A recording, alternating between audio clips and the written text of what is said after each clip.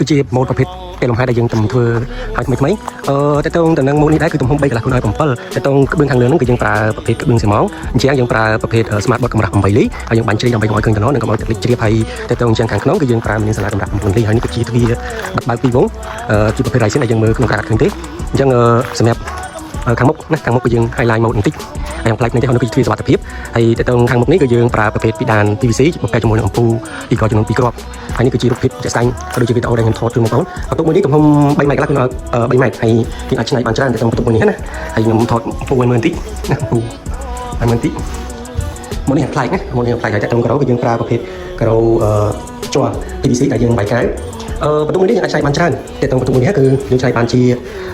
បន្ទុកគេងក៏បានយើងឆ្នៃជា office ក៏បានយើងឆ្នៃបានជាហាងកាហ្វេឬក៏កន្លែងស្តុកអីវ៉ាន់ក៏បានដែរគឺទំហំមួយនេះគឺទលាយហើយបន្តទៀតយើងមានទ្វារកញ្ចក់ស្លាយមួយសម្រាប់យើងចិញ្ចុំរវាងបន្ទុកសងខាងបន្ទុកនេះទំហំ3ម៉ែត្រកន្លះគុណឲ្យ4ម៉ែត្រណាមានក្រែគេងមួយយើងអាចដាក់ក្រែគេងទំហំ1ម៉ែត្រ8គុណឲ្យ2ម៉ែត្រណាហើយយើងមានទ្វារមួយហើយនេះគឺជាម៉ូដអំពូលដែលយើងលេងសម្រាប់មកផ្ទះនេះមកផ្ទះប្លែកបន្តិចណាហើយមានអំពូលប្រភេទអំពូលដូចកាំអំពើយ៉ាងព្រិលណាហើយបន្តមកទៀតយើងចូលទៅមើលបន្ទុកទឹកតែទៅបន្ទុកទឹកគឺទំហំ1ម៉ែត្រកន្លះគុណឲ្យ1ម៉ែត្រ8អញ្ចឹងយើងមានចានប្រគុណយើងមានឡាបូនេះដែរយើងមានកញ្ចក់យើងមានការជុកហើយនឹងម៉ាស៊ីនទឹកក្តៅត្រជាក់តាមម៉ាស៊ីនទឹកក្តៅត្រជាក់យើងអត់តទេហើយនេះជាប្រភេទម្សៅវាខាត់ម៉ាន់ណាអញ្ចឹង